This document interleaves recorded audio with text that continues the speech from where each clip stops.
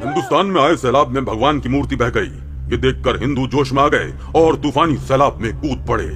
मगर तभी कुछ ऐसा हुआ कि सारे हिंदू चीख चीख कर कलमा पढ़ने लगे, अल्लाहू अकबर। अस्सलाम वालेकुम नाजरीन। भारत में आए सैलाब ने इस वक्त बदतरीन तबाही मचा रखी है। कई घर इस सैलाब की नजर हो चुके हैं। वहीं इस सैलाब ने मंदिर में रखे भगवान का भी लिहाज नहीं किया। कई हिंदू उस वक्त पूजा करने में मसरूफ थे जब पानी का रेला वहां से गुजरा और देखते ही देखते हर शय दरहम बरहम हो गई। मंदिर में रखा गया भगवान पानी में डूबकर सैलाबी रेले के साथ बहने लगा। ये मंजर कई हिंदुओं के खून की हरारत को बढ़ा चुका था। मगर ऐसा क्या हुआ जो ये कट्टर हिंदू चंद लम्हों के बाद खुदा को पुकारने लगे? ये जानने के लिए वीडियो को आखिर तक लाजमी देखिए। अगर चैनल पर नए हैं तो चैनल को जरूर सब्सक्राइब कीजिए ताकि हर नई आने वाली ईमान अफरोज और सबक आमोज इस्लामी वीडियोस से आप बाखबर रह सकें। जी तो नाजरीन, हम बता रहे थे कि कट्टर हिंदू कलमा पढ़ने पर मजबूर हो गए। इसके पस पर्दा हकीकत क्या थी ये आपको इस वीडियो में मालूम हो जाएगा।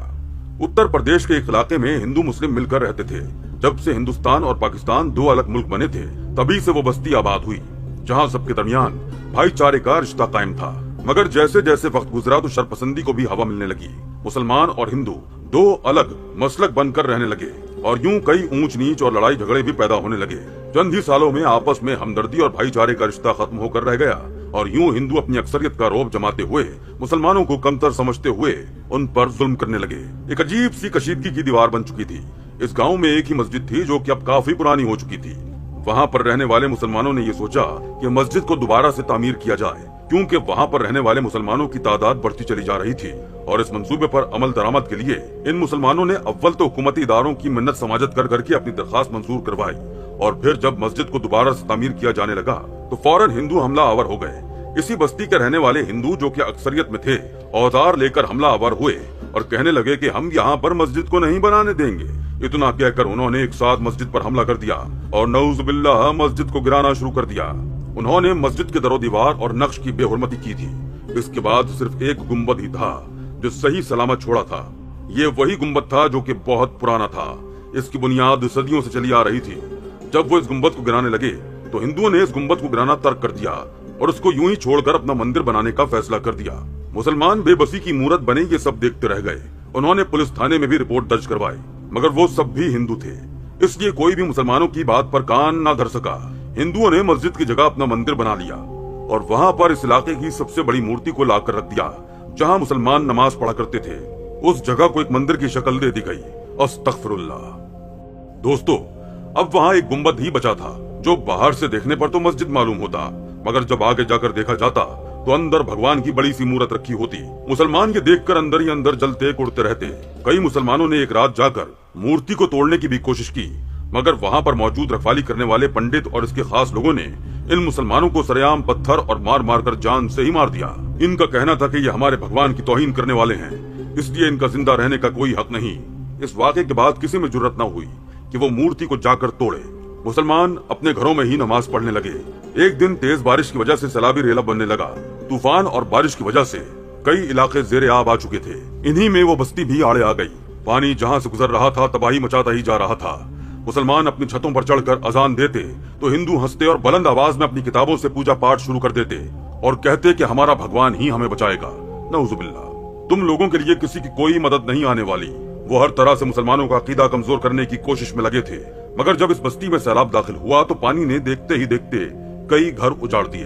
वो पानी मंदिर में दाखिल हो रहा था। ये वही मंदिर था जो कि मस्जिद को गिरा कर बनाया गया था।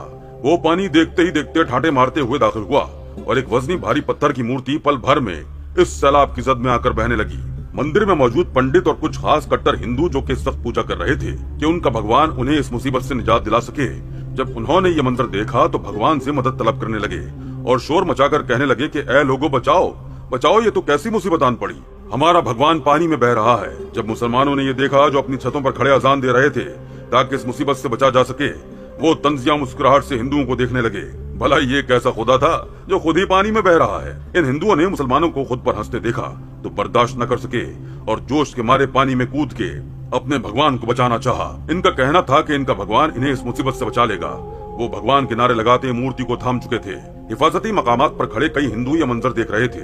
जब इनका भगवान कट्टर हिंदुओं समेत बहता हुआ जा रहा था तभी एक नेक बुजुर्ग जो कि इस बस्ती में रहते थे, अजान देने के बाद इन हिंदुओं के करीब आए जो कि छतों पर चढ़े हुए थे और दीवारों पर चढ़कर बैठे हुए थे। वो पानी तो अब 10 फुट तक ऊपर आ चुका था। वो बुजुर्ग कहने लगे कि देख लो, ये वही भगवान है जिसकी तुम लोग दिन रात पूजा करते हो और राग लापते रहते हो। देखो, इसने ना सिर्फ खुद को मुसीबत में डाला बल्कि अपने साथ बाकी लोगों को भी मुसीबत में डाल दिया है। अब वो क्यों नहीं तुम सबको बचाता, क्यों नहीं तुम्हारी मदद कर रहा? क्या तुम्हारा भगवान इस काबिल है कि वो तुम लोगों को इस मुसीबत से निकाल सके? हिंदुओं ने जब ये सुना तो इनका चेहरा सुर्ख होने लगा। वो बुजुर्ग को जान से मारने के लिए आगे बढ़ने लगे, मगर तभी झगड़ा रोकने के लिए कई लोग बीच में आ गए और अपने अपने मसलक के लोगों को रोकने लगे। हिंदू कहने लगे कि हमारा भगवान हमें जरूर बचाएगा, वो हमें कभी भी तना नहीं छोड़ता। असल में इनके लहजे कमजोर पड़ चुके थे, हकीकत इनके सामने आ चुकी थी। दोस्तों, इसी पल एक बार फिर अजान की आवाज गूंजी। अजान की आवाज आई तो लोग समझे कि शायद इस बार भी वो बाबा ही अजान दे रहा है, मगर देखकर इनको हैरानगी हुई कि ये आवाज तो कहीं और से ही आ रही थी। सबकी नजर बेसाख्ता इस मंदिर की जानिब गई, वही मंदिर जो पहले मस्जिद हुआ करती थी और उसका गुम्बद भी यूं ही अभी तक सलामत था।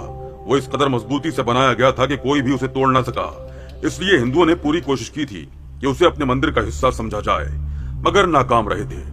इस गुम्बद से गूंजती हुई अजान की आवाज सुनकर सबके होश उड़े। पूरा मंदिर डूब चुका था, सिवाय इस गुम्बद के जो यूं ही खड़ा था। लोग हैरानगी से गुम्बद की जानिब देख रहे थे। हर सू तो पानी था, फिर आखिर कौन था जो इस मुसीबत में अजान दे रहा था? यह आवाज गूंजी तो ठाटे मारता हुआ दरिया की तरफ सैलाबी पानी रुकता चला गया।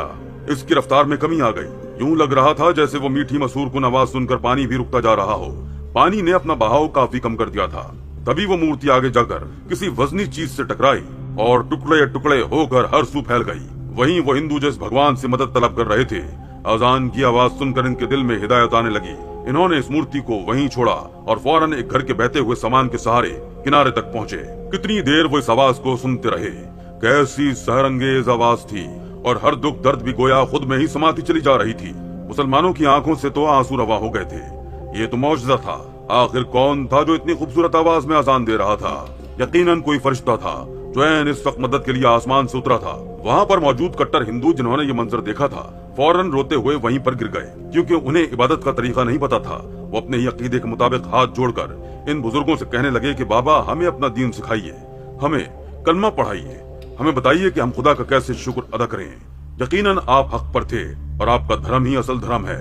हम तो अजल से ही ऐसे खुदा को मानने वाले थे जो फकत पानी के बुलबुले से जायद और कुछ भी न था। कई हिंदुओं ने इस रोज इस्लाम कबूल कर लिया। तूफान जब थमा तो इन हिंदुओं ने, जो कि मुसलमान हो चुके थे, अपने हाथों से इस इलाके की बड़ी मस्जिद तामीर की। खुदावंद आलम से दुआ है कि वो सभी इंसानों को हिदायत दे और नेकी की राह पर चलने की तौफीक इनायत फरमाए। आमीन या रब्बुल आलमीन।